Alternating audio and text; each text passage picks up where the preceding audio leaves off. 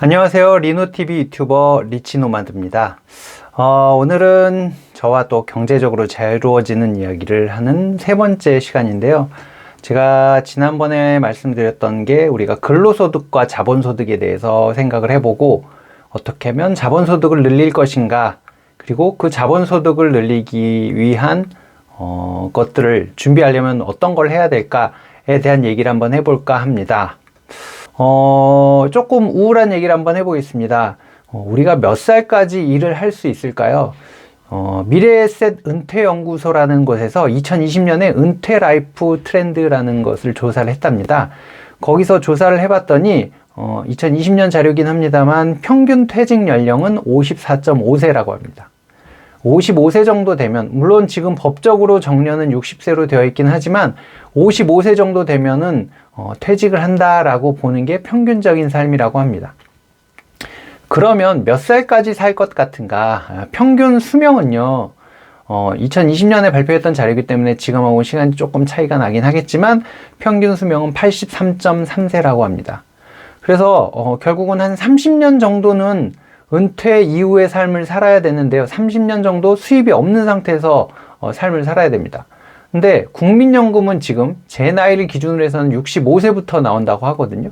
그리고 그 국민연금이 나오는 금액도 뭐 100몇십만 원 정도 나올 거라고, 그리고 그것도 제가 계속 60살까지인가 계속 납입을 했을 때의 기준입니다. 그래서 100만 원 돈 정도 나오는 것 같고서 물론 물가 인상을 따라가면서 국민연금의 수익률이 높아지고 이제 지급액이 커지면 좋겠지만, 그렇지 않다 그러면 그걸로 살 수 있을까요? 100만 원 갖고. 그리고 55세 정도의 은퇴를 해서 65세에 이제 국민연금이 나오는 시기까지 10년 동안은 수입이 없는 시기거든요.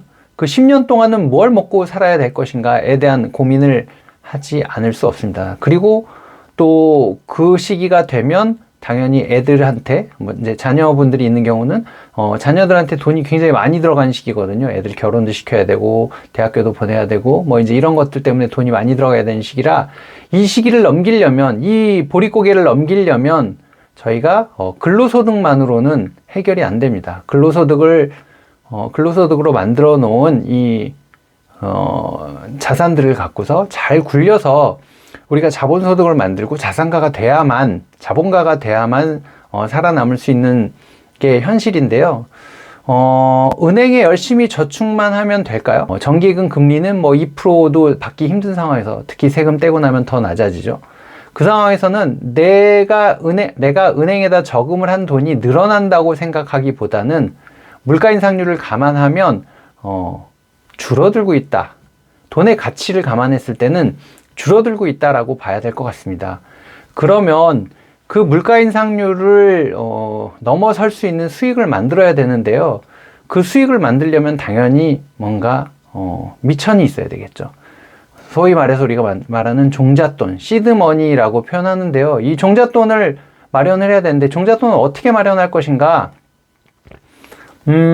제가 처음에 회사에 입사를 했을 때 저희 이제 팀에 격리 업무를 보는 직원들이 있었습니다. 그 직원들이 세금계산서를 발행하고 비용 처리를 하고 이런 업무를 하고 있었는데, 저희 팀장님께서 저한테도 같이 그 업무를 해보라고 했습니다. 이제 물론 격리 업무를 전문으로, 회계 업무를 전문으로 하는 이제 직원들이 있었음에도 불구하고 저한테 하라고 하시면서, 나중에 네가 팀장이 돼서 결제를 해줘야 되는 위치가 됐을 때 그 격리 업무를, 그러니까 회계 업무가 정확하게 잘 되었는지에 대한 확인을 하려면 네가 배워야 되지 않냐? 라고 하는 말씀을 하셔서 어쩔 수 없이 신입사원이니까 했었는데요. 이제 그 업무를 하다 보니까 제가 이상하게 느낀 점이 하나 있었습니다. 이제 재무회계의 관점에서는 비용 처리를 하고 할 때 보면은 예를 들어서 저희가 도시가스 요금을 냈다. 그러면 그 끝전 같은 경우는 원단위 절사 이래서 이제 안 받거든요.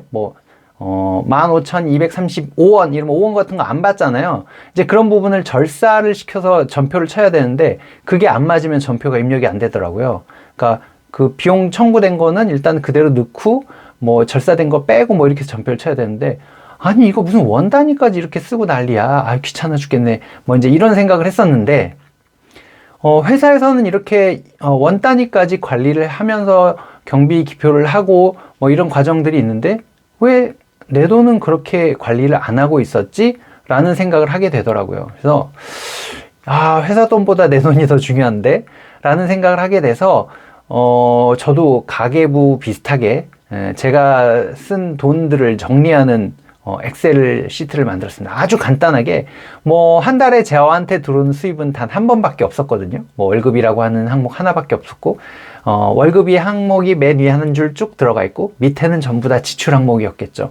그 지출 항목을 약간은 나눴습니다. 뭔가 생활비 쪽으로 들어가는 것들, 뭐 교통비나 이런 걸로 들어가는 것들, 또 아니면은 기타 등등 다른 것들을 위해서 이제 좀 뭐 잡비라고 저는 표현을 해놨는데, 뭐 경조금도 있을 거고 제가 원해서 사는 것들도 있을 거고, 이제 그런 것들을 좀 나눠놔서 몇 가지 큰 카테고리로 한 서너 가지로 나눠놓고 거기 비용들을 기록하기 시작했습니다. 그렇게 하다 보니까 제가 얼마를 벌었고 얼마를 썼는지가 한눈에 들어오기 시작하더라고요. 그리고 그걸 다 합쳐보니까 저 이제 그렇게 제가 뭐 술을 좋아하거나 뭐 노는 걸 이렇게 좋아하지 않았었기 때문에, 그리고 부모님 댁에서 살아서 뭐 월세나 이런 게 나갈 게 별로 없었고, 또 제가 뭐 40살에 목표했던 바가 있었기 때문에 나름 열심히 모은다고 모았거든요. 그래서 어느 해인가 딱 돌아보니까 제가 번 수입의 80%를 저금을 했더라고요. 그래서 목표가 생기니까 그 목표를 달성하기 위해서 사실 저는 밖에 나가서 커피 사 먹는 게 제일 좀 아까웠었거든요. 이제 그런 비용들을 아끼기 위해서 회사에서 마시는 커피는 뭐 믹스 커피를 타 먹던지, 요즘 같으면 카누 같은 그런 이제 커피들을 타 먹으면서 했었고요.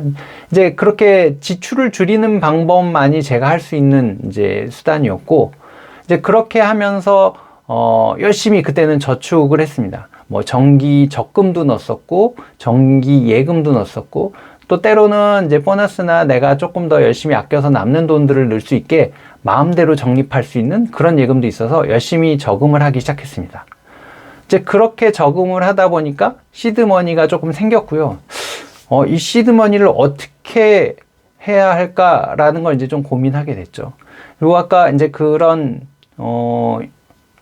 이제 가계부를 쓰다 보니까 내가 조금 이건 안 썼어도 됐는데 라고 하는 비용들이 생기는 것도 또 따로 체크를 할 수 있었고, 이런 뭐 예를 들어서 그러니까 불필요한 것들은 다음에 좀 줄여야 되겠다라는 생각을 할 수 있었고, 어쩔 수 없이 갑자기 나가게 된 돈에 대해서도 이런 돈들이 나가는 거라는 걸 예측할 수 있게 되는 그런 부분들도 좀 생기게 되었습니다.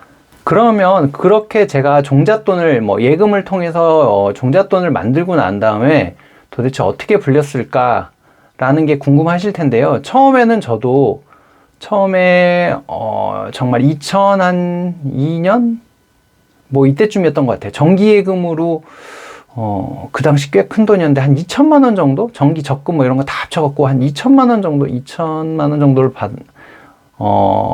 이제 예금이 만기돼서 찾았는데, 이걸 어디에 투자할까 하다가 그 전에 이제 그 소득공제를 해주는 뭔가 펀드가 있더라고요. 한 2년인가 가입을 하면 세액공제를 먼저 해주고, 불이백에 대해서 일부를 세액공제를 해주고, 그래서 이거 괜찮다 싶어서 그 세액공제를 받는 펀드를 가입을 했었는데, 세액공제도 받고 나중에 보니까 수익도 있어서 이게 일거양득이더라고요. 그래서 이거 괜찮은데? 라고 해서 한 가지의 경험을 했었고, 그렇다 보니까 자연스럽게 이제 주식이라는 쪽으로 관심이 갔습니다.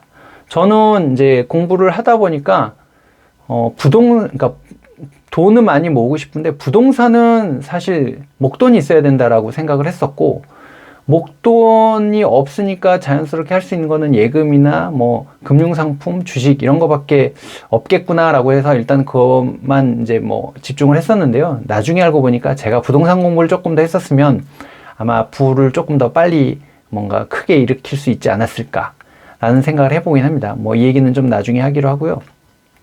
그래서 삼성전자를 그때 겁도 없이 샀었습니다. 우량 주니까 괜찮겠지 하고. 지금 뭐 이제 50분의 1로 액면 분할을 해서 단위가 다르긴 합니다만, 그때 아마 한 주가가 20만 원대였던 것 같거든요.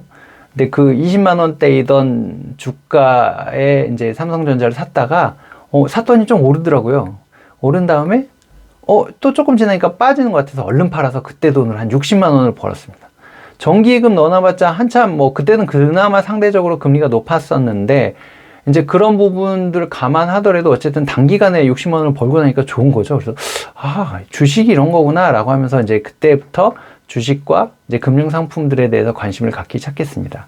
그래서 그런 것들을 이제 하나씩 둘씩 관심을 갖고 책을 조금 더 보기 시작하고 공부를 하기 시작했는데요. 이제 그런 부분들 주식 위험하지 않나? 라고 생각하셨을 텐데 그런 부분도 사실 공부를 조금 더 해보고 좀 더 알아보면 그렇게 위험하지 않은, 내가 어느 정도는 저도 이제 좀 간이 작아서 고위험 고수익을 추구하는 형태는 잘 되지 않는 것 같고요. 중위험 중수익 정도로는 가능하지 않을까 하는 것들을 좀 찾게 되었고 그런 부분들을 공부하게 되었습니다. 그래서 그 방법은 다음 편에서 제가 조금 더 쉽게 설명을 해드리도록 하겠습니다. 제가 아마 첫 그 방송에서도 말씀을 드렸었는데 사람들이 굉장히 어렵게 생각하더라고요. 그래서 조금 쉽게 갈 수 있는 방법들, 그러니까 쉽다는 게 뭐 그렇다고 돈을 쉽게 번다는 얘기가 아니라 너무 어려운 뭔가 기술적인 부분들을 설명하기보다는 쉬운 얘기들, 그러니까 누구나 좀 이해할 수 있는 얘기들로 좀 설계를 해서 설명을 드려보도록 하겠습니다. 지금까지 벌써 오늘 좀 녹화를 하다 보니까 길어졌는데 긴 시간 동안 이야기 들어주셔서 고맙습니다. 다음 편에서는 조금 더 알찬 이야기들로 여러분께 다시 인사드리겠습니다. 리노TV 유튜버 리치노마드였습니다. 고맙습니다.